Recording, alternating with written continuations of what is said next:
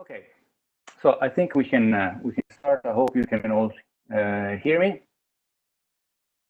Yes. Okay. I see all these heads moving, which is great. Thank you for joining us. This is the second the Looking Glass live stream. I'm pretty excited about these and welcoming you again here. This time it's not going to be me speaking for the majority of the time. It will be Kasia Jagodzinska, Professor Kasia Jagodzinska, who's here. She is, let me introduce her. She is the Director of the Executive Education at Webster University, Geneva, where she also teaches in the business department in both undergraduate and master level in the MBA and in the Communications Manager Masters. She is a senior advisor to the UN on matters concerning multi-party negotiations and the founder of Negotiation Booster, an international consultant for the Schranner,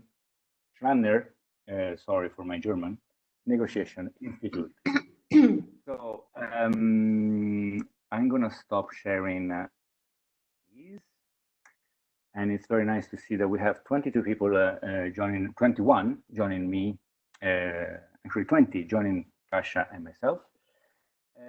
The topic is how to successfully conduct virtual negotiations. So we will have around 40 minutes, right, Kasia? Yes. Presentation, possibly with some questions. Maybe sometimes I'm going to interrupt you, or you want to breathe a little bit and I can intervene. And then we're going to have the questions by the end. So the whole event more or less is going to last for about an hour.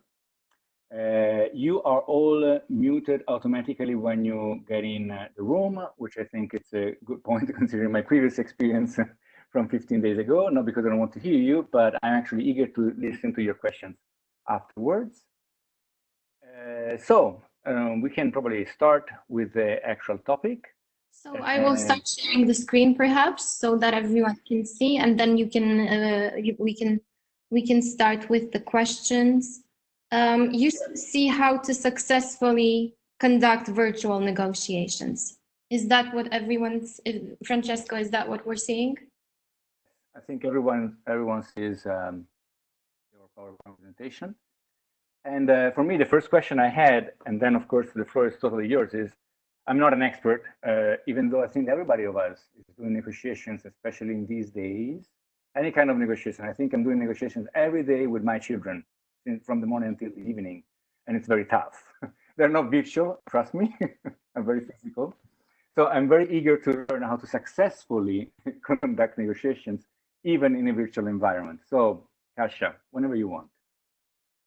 Yes, so Francesco, like you said, thank you very much for the introduction and welcome everyone to our session, our virtual session on how to successfully conduct e-negotiations or virtual negotiations. Like you said, Francesco, kids are the best negotiators. So the good news is we were all once the master negotiator. Then, unfortunately, we lost some of those skills, I would say, which at the beginning of our life track are a bit less sublime by the process of socializing. So we have to instead learn about certain tools and certain tactics that may work. Now, the situation that we're currently facing, that many businesses and many individuals are facing, is the shift from face-to-face negotiations, from face-to-face communication, business discussions, and so on, to those interactions taking place in the virtual reality. And the first question that I would like to talk about is how is a negotiation in virtual reality different from a negotiation, a face-to-face negotiation. In order to understand that difference, we have to start with the definition of what is a negotiation in general.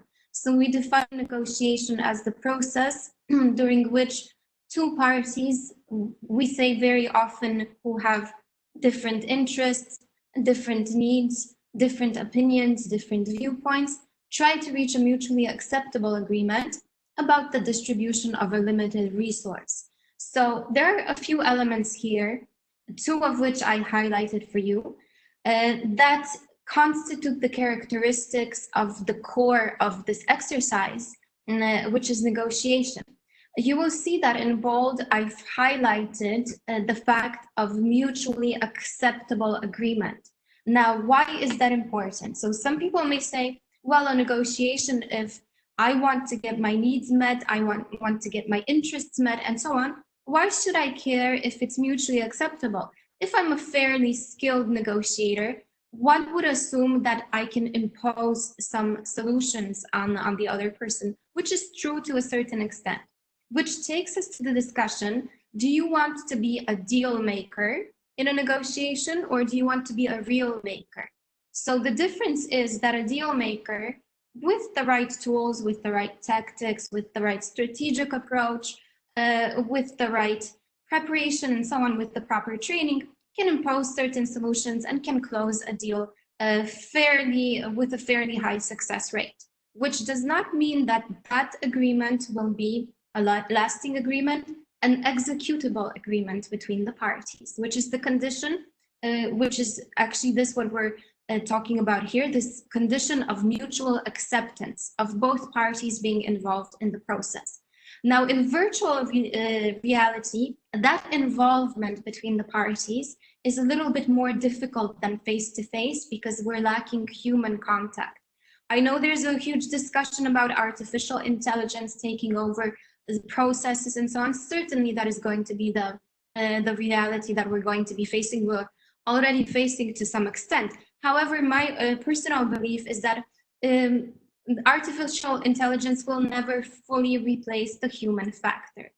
So that's the first thing that we see here. Second, we've got a scarcity of resources as the driving force for a negotiation in terms of monetary resources, in terms of time constraints. Simply, there's not enough for everyone to get all the interests of all parties involved met. Hence, people negotiate. No, not really much difference here in relation to whether it's face-to-face or in virtual reality. And this brings us to the last element. Obviously, negotiations, the key differentiating factor here in the definition itself, because we will be talking about many factors still, but the core differentiating factor is that we're lacking the face-to-face interaction with people in virtual negotiations. Now, this is something that constitutes what you see here, a balanced equation and a balanced condition that has to be addressed if we're talking about executable agreements, if we're talking about sustainable business relations, if we're talking about long-lasting business agreements. What the parties need to do in a negotiation process is that they need to address both the task and the relationship part. The task is, as I mentioned before, the different needs, the different interests of the parties. Both parties might have different objectives, purposes, and so on to negotiate, which are driven by many factors on the individual level, on the business level, context-related, situational, and so on. Plus, what we have to also address is the relationship part between the parties. In certain cultures, in some cultures, if we don't address the relationship first, if we don't give it priority, then we can forget about basically the task. So, for example, in Asian cultures, in the Middle East as well, the relationship, trust building, respect, getting to know the other party comes before the task itself. Only on that basis, once we have established, for example, in Asian cultures, the notion of guangxi networks and so on, then we can pass on to the level of the task. Now, what we're going to be talking about today, what I'm going to be presenting, I would like to concentrate on 3 forms of virtual negotiations. So I will be talking about negotiations via phone, via text. So here we'll concentrate on email and on instant messaging and video conferences as well. And I will be talking about some of the challenges related to these types of negotiations. Now, the first challenge here that we address is how do we, Virtual reality, the advantage that we have in virtual reality is the fact that perhaps we can control the task execution, the task part of the equation a little bit better, in the sense that we have time to plan, provided it's not a phone conversation. Many executives tell me, the ones that I train, the ones that I mentor one-on-one, very often they tell me, I just found myself in a negotiation. I thought it would be a simple phone conversation, and all of a sudden I see that the conversation switches to a negotiation, and a difficult one at that. And what am I supposed to do? So should I continue? Should I say I need a moment to think? They are very often reluctant to say I'll call you back, or let's talk about it at a later moment, because they fear that this decreases their bargaining power, that they show that I'm not prepared for any circumstances that may come my way. So provided it's not the phone call and you don't find yourself in this interaction that doesn't allow you fully to control and take over the process, then this task part, I would risk saying, becomes a little bit easier to execute because you have time. Simply, you have more time. You send the email response.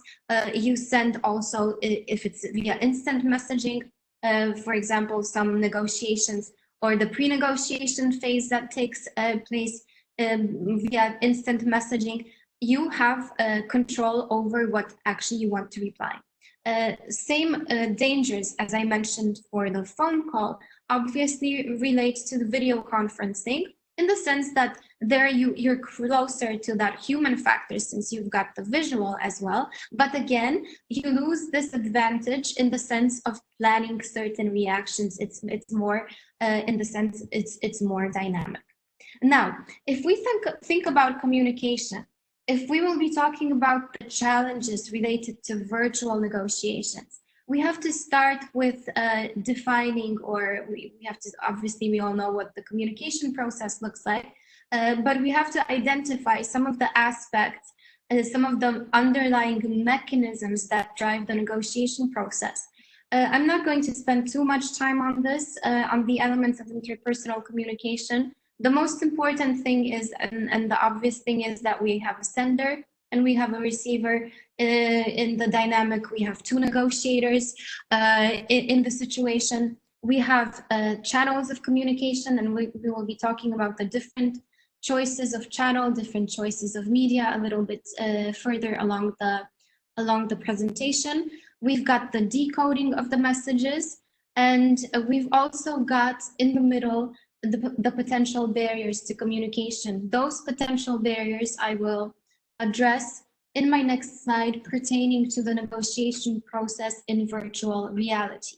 One more comment in the regarding to the communication process itself is that you will notice in this diagram that the roles between sender and the receiver change. So the fact that I'm the speaker in this conference doesn't mean that I will not end the conference also only as the speaker, as the sender. I will also be the receiver of the feedback. Unfortunately, here the nonverbals are limited and the paraverbals as well, but I will have some feedback in relation to the verbal comments that I will get and so on. So the core of the message here that communication and negotiation is a two-way street. Negotiation even more so, in the sense that we say that it's a game. It's like you've got the chips, and it's a game of trade something for something. So how to trade that something for something in virtual reality? What are some of the barriers in negotiation? So I found this quote rather interesting, pertaining to business negotiations face-to-face. And now that I'm moderating all of my sessions in virtual reality, even much more so, that the single biggest problem in communication is the illusion that it has taken place, actually. And very often, when we think about the communication process, we think about negotiators, the main problem is that they think that they've communicated, but in fact, they've communicated just their side of the task. So very often, they didn't tend to the relationship part at all. My recommendation always is, if you have to compromise on something, first of all, we're taught as negotiators that compromise doesn't exist in our vocabulary, okay? So you should never compromise, first of all. But if you need to jeopardize something, compromise on something, I would say it's easier to, if you want a sustainable agreement, focus more on understanding, on building the relationship, on the dynamic between the person, and then the task will follow very often. There's a saying, we all know it, that it's not personal, it's business. I completely disagree with that. Business is personal. It has become even more personal now in the time of this crisis. If you follow social media, if you follow posts, if you follow, obviously we all know that a majority, that's the same thing, a majority of businesses are striving to survive in this new reality. We're facing an enormous economic, health, social crisis as well. Everything is changing. And if you follow the type of advertisements now, and if you look at the ways that businesses try to survive this time, you'll see that the focus, the core, is switching from the task to the relationship. Many companies say this is not the time for selling. This is the time to be supporting. This is the time where you show actually what are the fundamentals of the relationship that you can build and trust. This is the time actually that we can teach ourselves the value of this balance that I've been teaching for many years now, the importance of this balance. We've seen the switch already in business schools.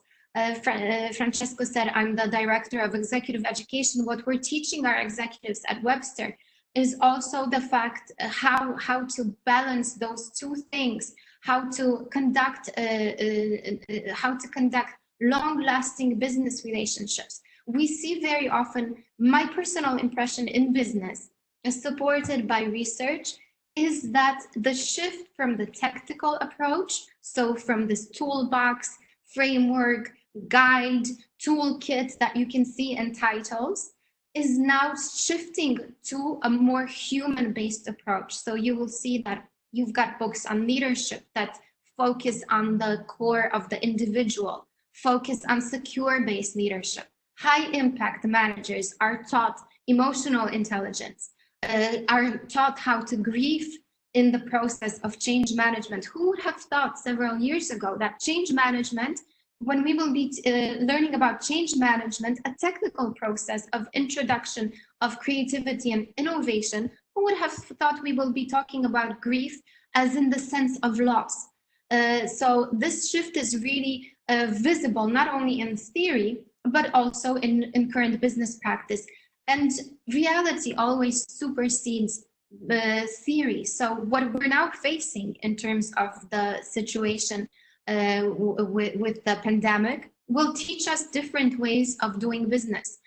First of all, it will be more virtual, but our challenge will be how in that virtual reality do we still manage to bond with the person, which is very interesting. In the how are we going to create that? How are we going to build that relationship?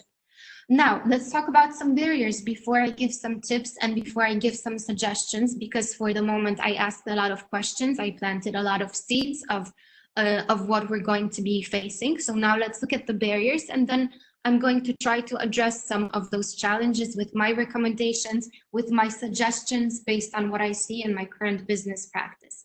In terms of barriers, so we're at the core of the communication process. In the middle, we saw the barriers, the potential barriers. Now, I adjusted this slide. I very often use this slide for my students when I teach them a session on communication. I adjusted it specifically to our virtual session today on virtual negotiations to give you a comprehensive package of all the elements that impact the negotiation process in virtual reality. So first of all, the individual is at the core of any human interaction, whether it's conflict management, whether it's human resource management, talent management, negotiation, leadership management.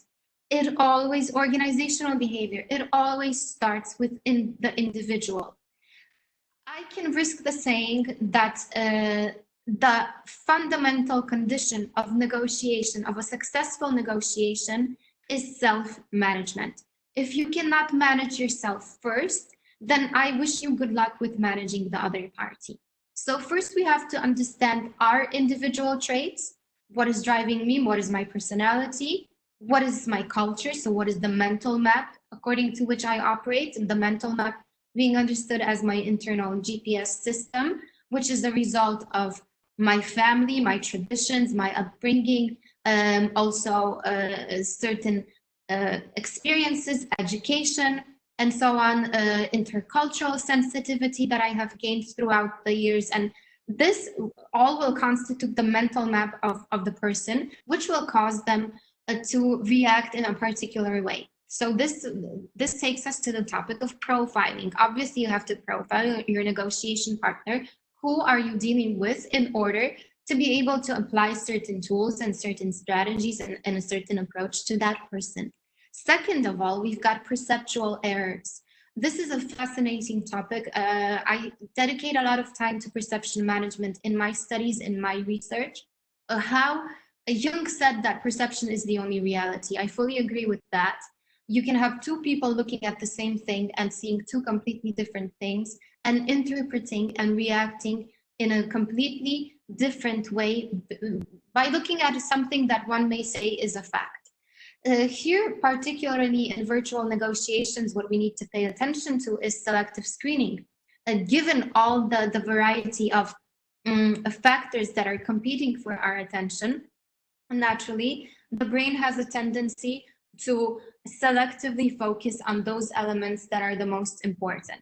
Then we've got something in virtual negotiations, which is called the synchrony or asynchrony bias, which means are things happening at the same time. So in the sense we talked about the phone negotiation, the negotiation via phone or via video conference, or is it asynchrony in the sense that it's not at the same time? So things are not happening at the same time, which means that already I've got a certain time lapse between the responses, which is an advantage on one hand, because it allows me to plan my message, but it can also be a disadvantage and a tactic, but I will come back to that, to that later. Then we've got the setting itself. So setting of the negotiation room, very often, obviously, when I moderate negotiations or I give executive training sessions in negotiations, I don't set up my own room. However, I always have an impact on how the setting will be, because from the setting already, a lot of things result from the setting. So you can either have a competitive spirit or you can have a more cooperative spirit, depending on the setting itself, the room setting, the desk, the meeting desk setting, the chair setting, the height of the chairs, and so on and so on. These are all status symbols and can be used as such. In virtual negotiation sessions done remotely, the setting is also important. What you display in terms of the background, how much do you allow the other person to see in relation to your personal life, is also a deliberate choice. How you establish your power, what are some of the symbols of power that we're going to be using. And I read a very interesting article this morning about, it was actually about fashion and how the fashion industry is at the verge of perhaps going bankrupt because some of the trends will change. So instead of, I was even considering for the conference, should I wear a suit as I usually would wear for these types of conferences, out of courtesy, out of respect to my audience? And then I thought maybe that would be a little bit going overboard a little bit. So I was trying to find the balance between respect to the audience and to give appropriate recognition to the importance of this topic today and our evening spent together discussing this topic, but also respect to the situation that we found ourselves in. And the article said that it might be seen, not well seen, when many people are suffering, many people, businesses are going bankrupt, to be wearing high fashion clothes and so on, and displaying these sources of power. However, power will not cease to exist, and power symbols will not cease to exist. And the question will be, how do I still display those standard ways of differentiating also status in the negotiation? Mind you also that the environment that you negotiate in will have an impact on the chosen strategy, which is a fascinating topic because obviously at home, you feel more at home, okay? So you're the softer version normally of yourself. Then if you actually take your power suit, take your business suit, take your high heels out, your briefcase and so on, and you go into the negotiation room and you're prepared. So this mental shift, we will also have to take into account of this mental shift that is going to be taking place in relation to the setting itself in which negotiations take place.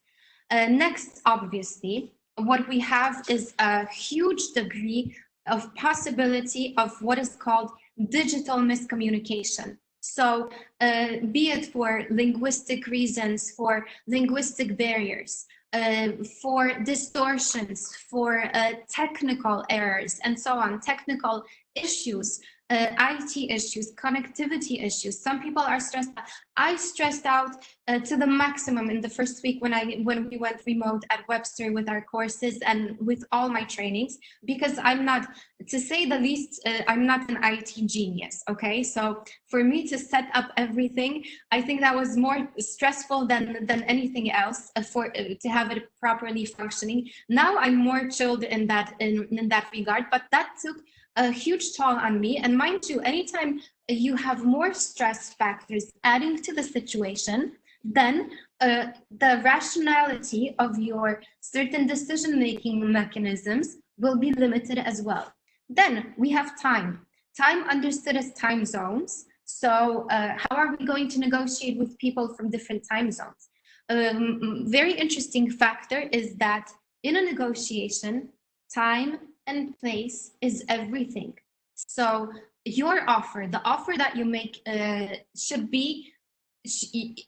ideally be at a time where you think that your counterpart will be receptive to it. Very often we advise our executives not to make an offer, not to bring in too many demands if you think it's not the right moment. Many people make that mistake. They think, oh, this is my one and only chance. I need to say it. I need to do my negotiation pitch or my sales pitch now.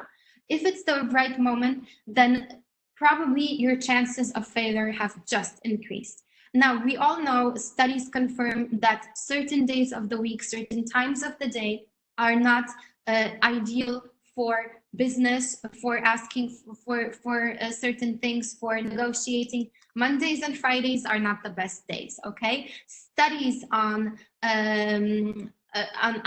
court rulings pertaining to death sentences have shown a terrifying statistical trend of higher and a larger quantity of death sentences before lunchtime.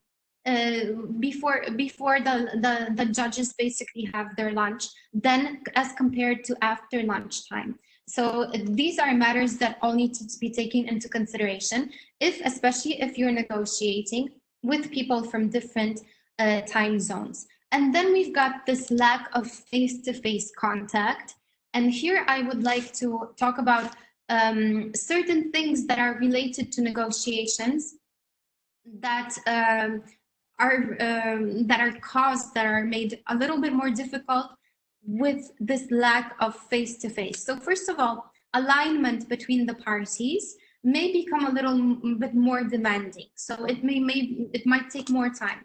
Think of it as when you set the agenda. In negotiations, we say that the person who brings in the agenda has a competitive advantage from the beginning, because that's the person who is proactive, who drives the negotiation process, who proposes certain things and so on. Skilled negotiators know this, and they will spend a lot of time already on the fixing of the agenda to show, okay, so here is my proposal.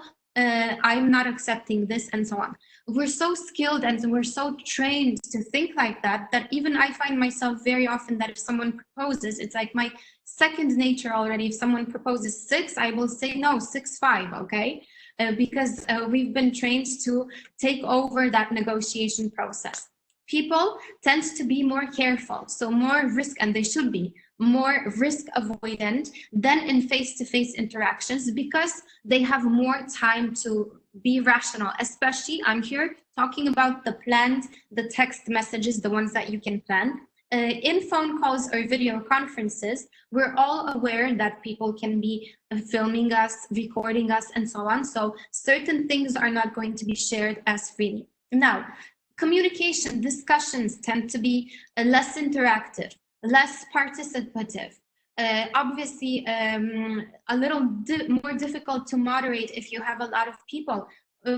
Professors, we know this, that if you have a lot of students in the room, some students will not feel comfortable joining in the conversation.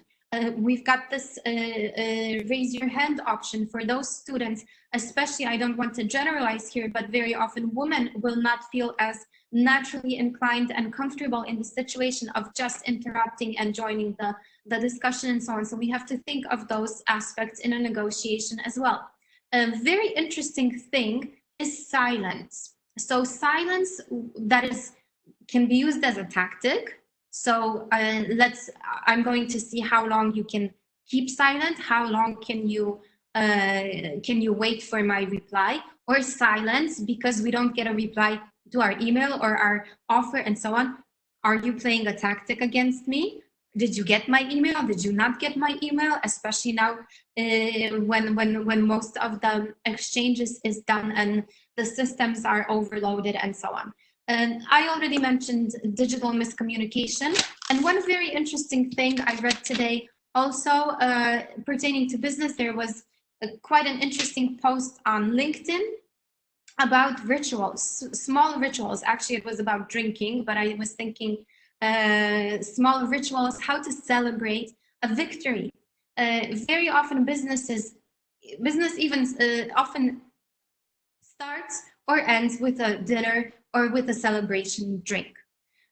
So how do we celebrate? And people should celebrate successes. If we think about this task and relationship on the path to sustainable, executable agreement, how do we celebrate our small success? So usually it's with a glass of wine or with a glass of whiskey and so on that we can share. And this article said that cultivate the rituals still. Find a way. Let's say you can't invite your negotiation partner for a celebratory drink after. Send them a bottle of wine. Send them a bottle of their favorite whiskey. Send them for non-drinkers, and I'm sorry for the people who are fasting, and I'm sorry for the references for those who are celebrating Ramadan now. Send them a nice coffee if they're coffee lovers, or a nice tea, or send them a chocolate drink or something. Still celebrate those rituals that will create that bond, and find ways, and now we're in the recommendations part, find ways to still bond with your negotiation partner. A very brief overview here. I'm controlling the time and also the messages from my students, but it's all under control. So here I just wanted to alert you to some things, some advantages and disadvantages of the different communication media. So we've got the phone video conference, as I mentioned before, where you can have the immediate feedback, which allows you to be more interactive, provided that you find ways to engage all the participants. Provided you can say, okay, you've been quiet, can we have also your input on the process, and so on. Then that allow you, the phone not, but the video conference, that allow you to see certain nonverbal clues as well, which are very important, and allow you to see and express emotions more clearly. Now, written allow you to plan and control, and that's an advantage in relation to the rational versus emotional aspect. So the fact that you can actually control certain things. However, You can also reach a larger audience, larger scope of audience, but it leaves a permanent record. And few people, 50% of people only correctly assess the tone of an email or an instant message, whereas 95% of people weren't self-assessed, evaluated, think, oh, I'm very accurate. So this is something that you really need to think about as well. And very often, written communication allows you to avoid direct confrontation as well. Electronic, same thing, you've got rapid delivery, large scope, and increases accessibility and information sharing. Now you lose control over who sees the content. So this is what I mentioned before, that some parties may be more risk averse, may be less prone to brainstorming, thinking about creative options, crazy options sometimes. Crazy options very often pull along creative solutions, excellent business innovations, and so on. And visual, you always have to consider also in virtual negotiations that you have to have a balance between the written, the text, and the visual as well. Because some people will relate more to text, such as me. Other people are more visual. They need to see an image that they will remember and so on. With images, you can convey complexity, you can explain certain processes more easily, and some people understand and relate to them better. Now, one of the last recommendations for how to prepare for a virtual negotiation would be, first of all, to determine the negotiation objective for yourself and for your negotiation partner.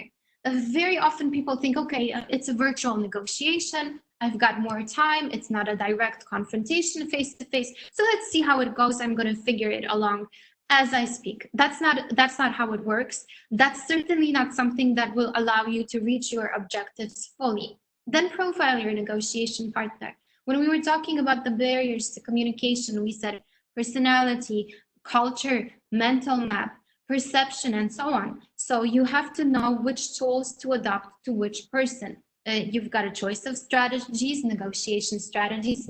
Naturally, I'm not going to be talking about everything already. What I said is a lot from different aspects of the study of negotiation. However, two choices. Let's focus on only two choices, competitive or cooperative. I might risk saying that people may be more competitive in when they don't see each other, because it's much easier to attack the green point that you see on your computers, on your laptops, than a person who is in front of you and you can see the emotions more clearly and so on. Then step number 3, planning the approach, which is exactly what I said. What do you want? Do you want long-term for sure? And or is it a short-term transaction and then we can compromise more on the relationship and focus more on the task? Then design your virtual space, very important. What people see behind you. For our trainings from the Institute, I have a completely different background behind me, so that people look at the name of the Institute or look at certain things and we prime their mind to certain aspects that we want to achieve.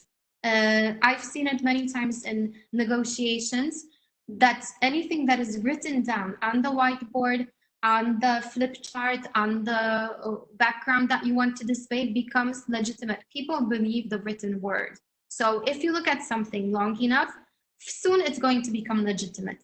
And then step number 5 means preparing yourself. Preparing yourself in terms of what I mentioned before, emotional versus rational. What are some of the stress triggers? What are some of the things that you know that will cause tension, may derail you from the objective of your negotiation? Preparing yourself in also the sense of what you want the person, how do you want to look, how do you want your presentation to look, and so on. And also preparing your team so that you're aligned on the agenda and on the plan and execution of the negotiation process itself. And that, I think I'm perfectly in time. It's 39, so that brings me to the end of my of the discussion that I've prepared to you as a framework, which I believe, according to my experience and my research, my experience, and by my research, I mean every single night now sitting and working on my book and finalizing my book. What I thought and reviewed and prepared for this conference basically is the framework of what I would consider taking into account what our executives that we train at Webster share with us, what we share with our students, what we teach them based on real life cases and so on, how to help you navigate, I used to say the waters, now navigate the virtual reality. Thank you very much. Thank you, Kasia. Very extensive, and you spoke endlessly for 40 minutes or something like that. So I think you deserve a glass of water.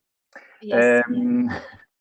Okay, I would open the floor. Maybe you can stop sharing the screen so I can see everyone, or most of, just a second.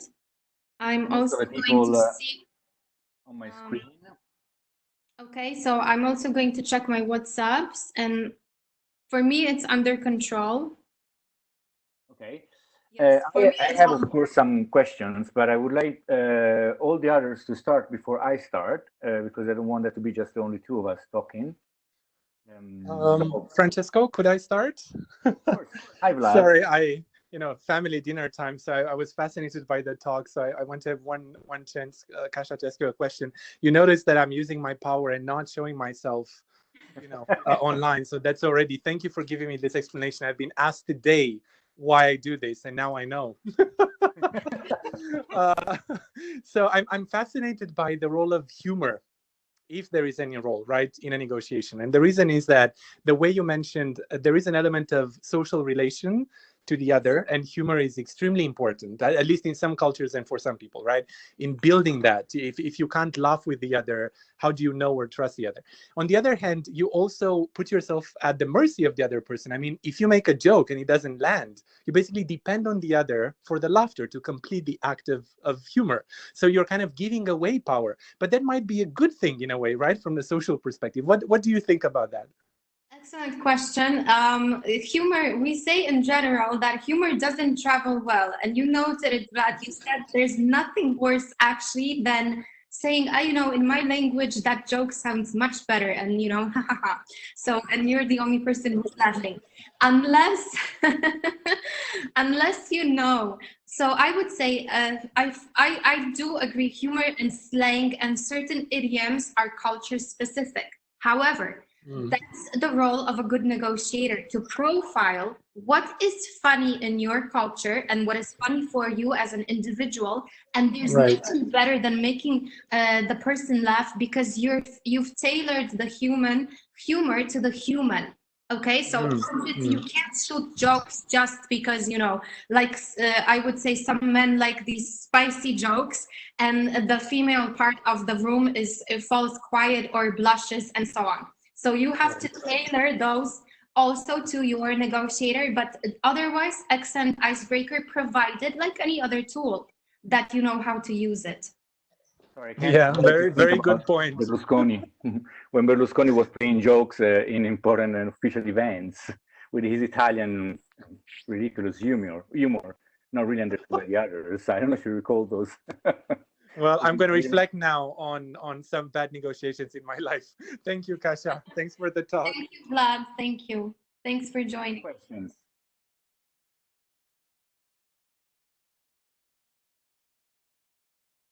Well, I have a question, of course, if nobody wants to intervene.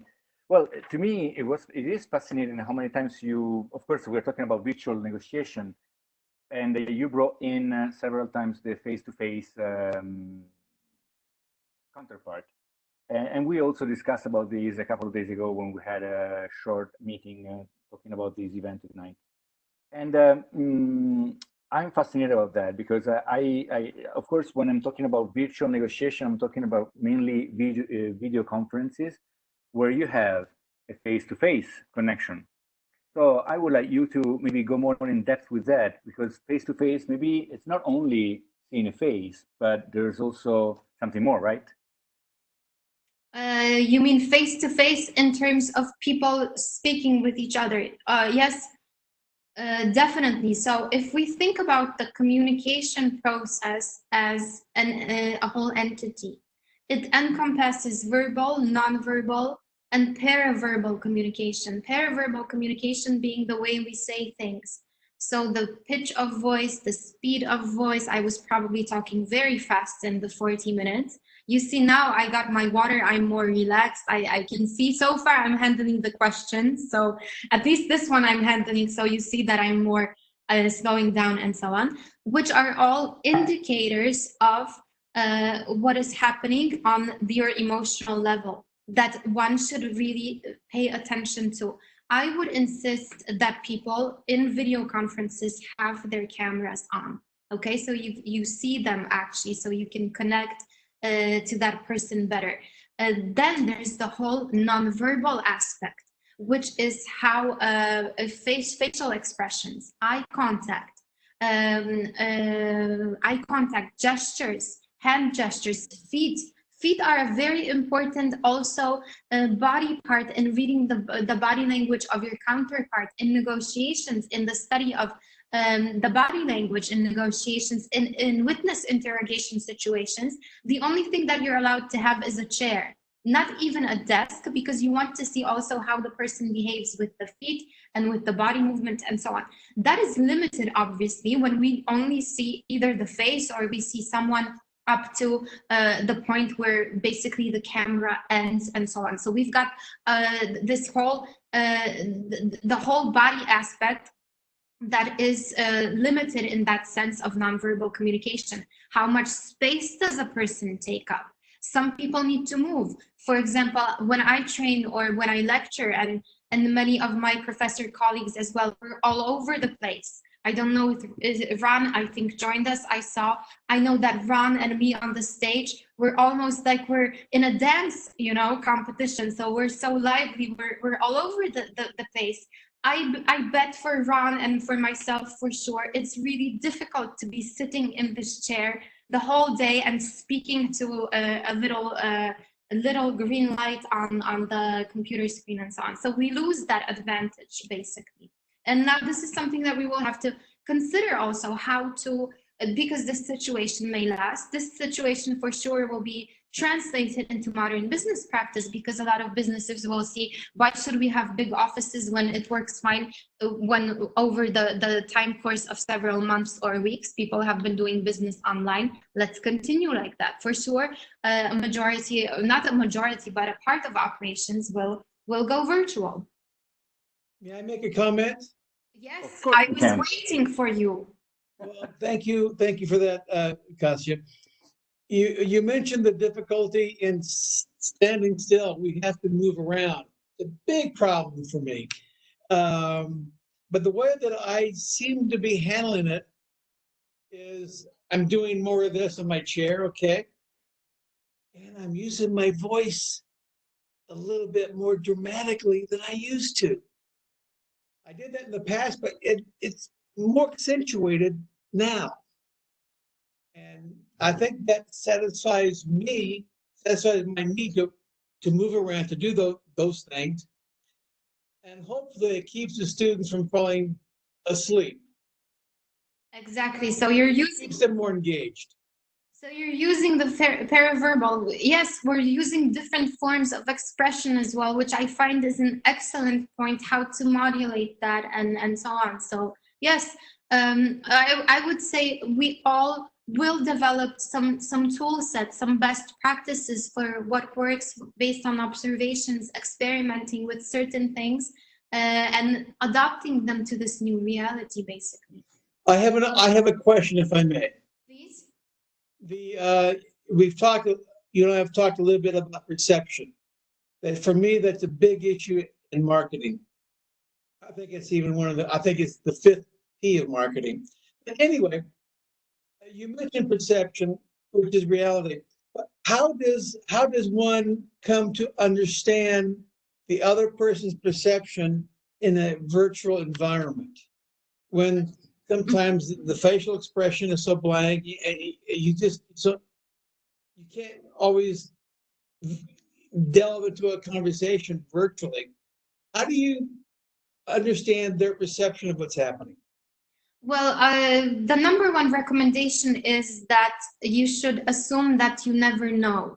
So that you never know enough. This takes us back to the question of profiling, frequently asking, and saying it from the perspective, not saying you're angry, or you're irritated today, but saying it seems to me that, and then you name what your perception is that accurate, by asking open questions also, but open questions, not shooting open questions, because it's such a cliche in any communication book. It says ask open questions. That's a half truth, actually, because if you just shoot open questions without any particular aim, it's not going to get you anywhere. So see what you want to profile, what you want to identify, and choose the right open questions and talk from your perspective. To me, it seems, if I understood correctly, listening to you, it seems that for you, it's very important to keep your business, or that your client, or that your brand is very important, or your image, and so on. And then the other person can say, yes, Ron, exactly, that's what it is, or no, you got me wrong, and then they can start talking. So assume you don't know. So what you're saying, whether it's face to face or it's online, it's the same process. No, I'm saying that virtually it's more difficult to be accurate, and that's where you have to test even more, and then you have to have the screen for yourself even stronger. Okay, thank you. Thank you too. Hi, it's Tim here. Yes. I've got a question from someone on Facebook for you. Okay, and I'm going to check my questions. So this is from Pierre Malayson. And he says, what else do you suggest in profiling your negotiation partner, please? Okay, profiling of the negotiation part. Whoa, that we could have another conference based on that. So, but we will, don't worry, we'll manage. Profiling, so I would say we start with the basics. So we start with profiling. Each person falls into, I know it sounds like a generalization, but there is a generalization in relation to 3 primitive instincts that people display in the face of stress, tension, or danger. It's flight, fight, or freeze. So you will need to know which type are you dealing with. The flight type, so someone who is going to avoid conflict, avoid confrontation. The fight type, who is going to compete and try to push their way, or someone that is going to freeze in the face of and just do nothing, basically. So that's the first tool. Second of all, you have to assess what is the personality type of the person that you're dealing with. And here I would revert, since our time is limited, to either the Big 5 personality traits, to Myers-Briggs personality assessment. You can research also type A, type B personality types. You can also research the dark triad or emotional vampires, all sorts of personality traits that will affect. That's the second thing. Third thing is that, is it a perceiving or a judging type? So is it a person who will, is it judging or emotional? So does this person act more on the premise of facts, data, numbers, stats, and so on, which is the language that you will need to, and the tools that you will need to use to speak to that person? Or is it a person who is more emotional in assessing certain situations, in the sense that they rely on instincts, on intuition, on chance, and so on, and adopting your approach accordingly? Then another dimension of profiling of the person is the fast implementer or the slow implementer. So is the fast implementer very often project managers? Let's go, sales managers, project managers, let's close the transaction, and so on. The slow implementer will be the slow perceiving type that will need time to digest the information, assess all the risks from all the angles, and so on, and then make the decision, which takes us to the discussion on risk avoidance, or more prone to risk-taking behaviors in certain individuals, which is already a package for the profiling of a negotiator that you have to do, no matter if it's a virtual negotiation or if it's a face-to-face negotiation. Other comments, remarks, questions? I